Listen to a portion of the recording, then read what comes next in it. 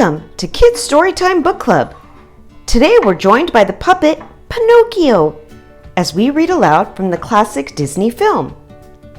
And this puppet will play along with us just like Pinocchio does in the story. He can raise his hands, he can move his feet, because we got no strings on him. Alright everybody, make sure to give us that thumbs up and let's get started with the read aloud fun. Once upon a time, in a quaint little village, a beautiful wishing star shone brightly in the evening sky. A cricket named Jiminy wandered along the village streets. He saw a lighted window and went inside. Jiminy Cricket looked around amazed. He had stumbled on a woodcarver's shop full of fantastic clocks, cute little music boxes, and shelf after shelf of toys. The shop belonged to kindly old Geppetto. Geppetto was working on a wooden puppet. He took his paintbrush and carefully painted on eyebrows and a mouth. His cat Figaro and his goldfish Cleo watched as he worked. "I have just the name for you," Geppetto said when he finished. "Pinocchio." Geppetto put little Pinocchio away for the night. Then he and Figaro climbed into bed. Geppetto stared out the window, looking up at the sky. "It's the wishing star," he cried. Then Geppetto made a wish. As Geppetto slept, he dreamed about the wish. He had wished that Pinocchio might be a real boy. Suddenly, a brilliant light filled Geppetto's room. It sparkled and grew into the beautiful blue fairy. "Good Geppetto," the fairy said, "you deserve to have your wish come true." She waved her magic wand over Pinocchio, saying, "Little puppet made of pine, wake. The gift is thine." Suddenly, Pinocchio lifted his arms and spoke. "Am I a real boy?" he asked. "No," the fairy explained. "First you must prove yourself brave, truthful, and unselfish. You must learn to choose between right and wrong." The blue fairy told Pinocchio that he must let his conscience be his guide, and with a little coaxing from the blue fairy, Jiminy Cricket agreed to be his conscience. Then she was gone. Geppetto, hearing strange noises, jumped out of bed. When he got to his workshop, he saw his little puppet dancing around and singing. Geppetto lifted Pinocchio into the air and hugged him close. The next morning, Geppetto walked Pinocchio outside and pointed to all the children passing by. "They are going to school," he explained. "Now that you are a little boy, you must go to school too." Hoping to make Geppetto proud, Pinocchio hurried off. He didn't realize that the two sneaky-looking characters were watching him. "A live puppet with no strings," the fox exclaimed. "We can sell him to Stromboli the puppeteer." The fox tripped Pinocchio with his cane. "I am J. Worthington Foulfellow, but my friends call me Honest John," he explained. "And this is Gideon," he added, pointing to the cat standing by his side. Pinocchio looked up at Honest John. "I have to get to school," he explained. Honest John convinced Pinocchio that school was a waste of time. "Come with us," he coaxed. "We'll make you a star." Back at Geppetto's workshop, Jiminy Cricket hurried into his coat and hat and ran out the door. He saw Honest John, Gideon, and Pinocchio heading down the street in the wrong direction. Soon, Jiminy Cricket caught up with Pinocchio and tried to change his mind, but it was too late. Honest John had convinced Pinocchio to go on stage. They were going to see Stromboli the puppeteer. Honest John led Pinocchio right into Stromboli's greedy hands. That night, Pinocchio made his stage debut with Jiminy Cricket in the audience. Everyone was amazed to see a singing, dancing puppet with no strings. When the show was over, the crowd applauded wildly and threw gold coins at Pinocchio's feet.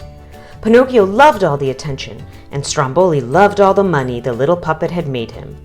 Later that night, Pinocchio couldn't wait to get home and tell Geppetto all about his new career. When Stromboli heard Pinocchio talking about going home, he threw him in a cage and locked the door. As Pinocchio cried and called out for Jiminy, the cricket sneaked into Stromboli's wagon. Jiminy couldn't believe his eyes when he saw Pinocchio locked in a cage. Meanwhile, poor Geppetto was very worried about his little son. He went out to search for Pinocchio. Back at Stromboli's wagon, as Jiminy was trying to free Pinocchio, the blue fairy appeared. When she asked Pinocchio why he hadn't gone to school, Pinocchio told so many lies that his nose grew. Pinocchio promised that he would never lie again. The Blue Fairy agreed to give him another chance, freeing him with her wand. Then she disappeared once more. Jiminy and Pinocchio jumped down from the cage and ran home as fast as they could. In a nearby tavern, Honest John and Gideon were meeting with the coachman, who liked to lure boys to Pleasure Island. The coachman promised Honest John and Gideon money if they would help him find some boys. Soon, Honest John and Gideon were back on the streets, where they spotted Pinocchio. Pretending that Pinocchio looked sickly, Honest John convinced the little puppet that he needed some rest and relaxation on Pleasure Island. Honest John and Gideon led Pinocchio down the street. They told him that all the wonders of Pleasure Island, games, toys, candy, rides, and it was all free. Poor Jiminy tried to catch up with them. Outside the village, Honest John turned Pinocchio over to the coachman. Pinocchio climbed aboard a stagecoach filled with boys. The coachman cracked his whip and off they went. When the boys arrived on Pleasure Island, they could hardly believe their eyes. There were no grown-ups around to tell them what to do. The boys could be as naughty as they liked. Pinocchio soon made friends with a boy named Lampwick. "If my mother could see me now, she'd have a fit," he explained to Pinocchio, who was about to sample some sugary treats. While Pinocchio was busy with Lampwick, Jiminy Cricket explored the island. He came upon the coachman giving orders to his men. "Shut the doors and lock them tight." Jiminy knew he had to find Pinocchio right away. "Pinocchio! Pinocchio!" Jiminy called, looking around the dark and deserted place. "Where is everybody?" Jiminy saw light in the pool hall. There he found Pinocchio and Lampwick playing pool. "You're coming right home with me," Jiminy cried. Lampwick laughed. "You're taking orders from a grasshopper?" Poor Pinocchio was caught between his new friend and his conscience. On his way out, Jiminy saw the coachman and his men putting donkeys in crates. "You boys will bring me a nice price," the coachman smiled. Jiminy realized that the donkeys were the boys of Pleasure Island. Jiminy ran back to warn Pinocchio, but it was too late. Lampwick had already changed into a donkey. Poor Pinocchio stared in horror as he sprouted his own set of donkey ears and a tail. "Quick, we've got to get out of here," yelled Jiminy. Pinocchio and Jiminy Cricket raced across the now deserted island, leaving the coachman and donkeys behind. They climbed up the sea rocks and jumped into the sea. The pair finally reached the shore and headed for home, but when they arrived, Geppetto was nowhere to be found. A dove flying overhead dropped a letter for Pinocchio. The letter said that Geppetto had gone looking for Pinocchio and had been swallowed by a whale named Monstro. Pinocchio and Jiminy headed back to the sea. At the bottom of the ocean, they began their search for Monstro. Pinocchio and Jiminy asked every fish and sea creature where to find Monstro, but no one would help them. Soon Pinocchio spotted Monstro just as the monster was waking up. Meanwhile, deep inside Monstro's belly, Geppetto was hoping for a miracle. "There isn't a fish left," he explained to poor starving Figaro and Cleo. "If the monster doesn't wake up soon, I'm afraid we are done for." Suddenly, Monstro started to swim. He was ready for lunch. He opened his gigantic jaws and sucked in an entire school of fish, and Pinocchio along with them. Pinocchio and the fish swam down the whale's throat and into his giant belly. When he got there, Pinocchio found himself in the arms of a very happy Geppetto. "We must get out of here," Pinocchio said. "But how?" Then Pinocchio had an idea. He began chopping up furniture. "We'll start a fire and make lots of smoke," Pinocchio said. "Then Monstro will wake up and sneeze us out." Monstro soon felt the fire in his belly.